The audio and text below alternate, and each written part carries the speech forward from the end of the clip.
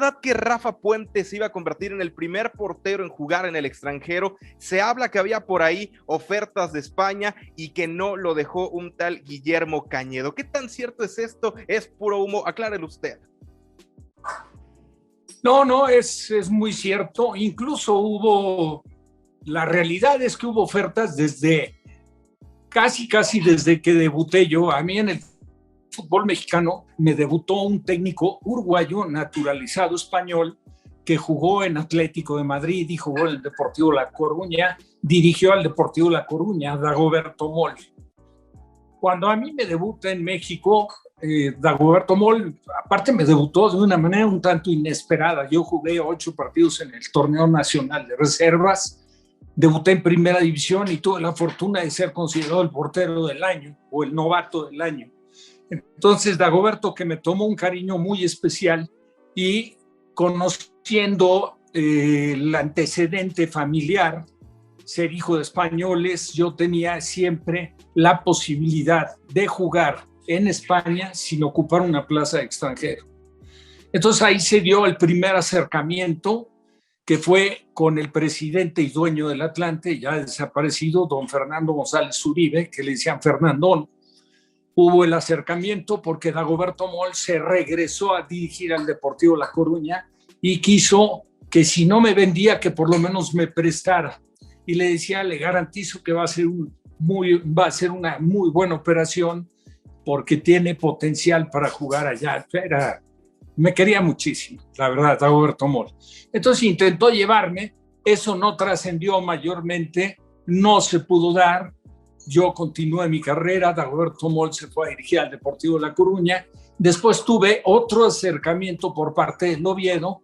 Esto fue en un viaje que hice a España para estar con mi padre, que por un problema de una traqueotomía, había sido operado de cáncer. El clima de la Ciudad de México era demasiado reseco y mi padre, originario del norte de España, de Asturias, se fue para su pueblo, a casa de su madre, y estuvo un periodo largo allá.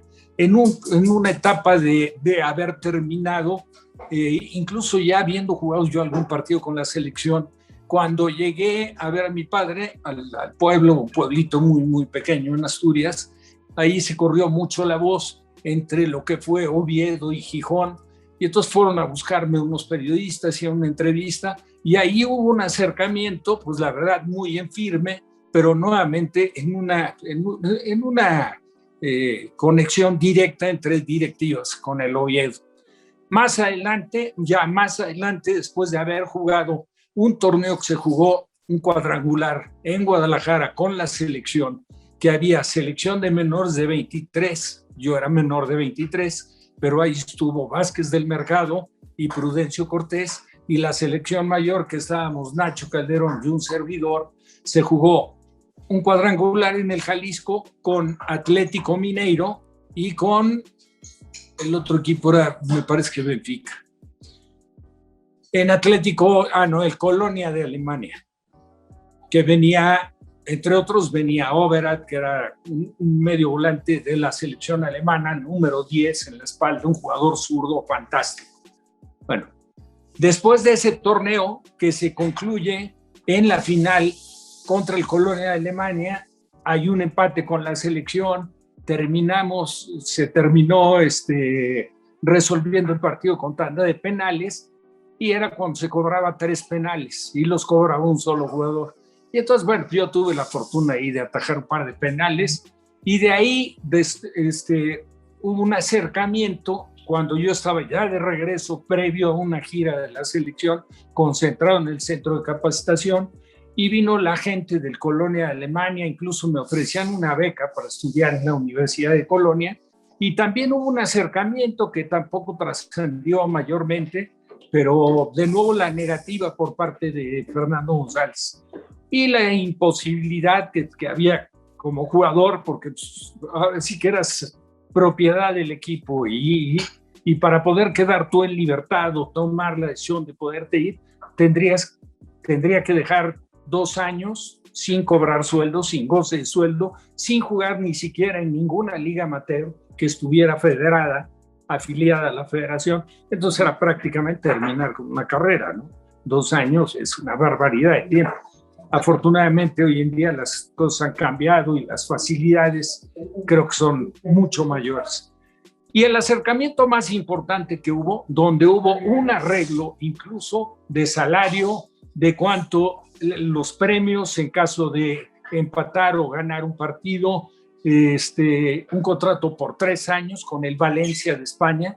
Esto mucho por la recomendación de un extremo derecho argentino, gran persona, Norberto el Pichibollo del Atlante, que entre otras cosas cuando se inauguró el Estadio Jalisco con San Lorenzo de Almagro, él vino a inaugurarlo y hizo, me parece que fue el segundo gol, el primer gol en el Jalisco.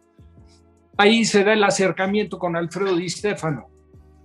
Alfredo Di Stéfano, que fue técnico del Valencia, y por la relación que tenía el Pichi con Alfredo y el antecedente de que ya se había mencionado en alguna ocasión y que yo era hijo de españoles, etcétera, ahí ya estuvo de por medio un promotor que se apellidaba Vigo y estuvimos en pláticas y el día que prácticamente me decía que todo estaba resuelto, que ya había aceptado América, que me mandaban el boleto a la casa para viajar. Yo aproveché ese día cuando colgué el teléfono, que era muy temprano, y le dije, bueno, pues voy a aprovechar para despedirme de la gente y voy a ir a recoger mi utilería.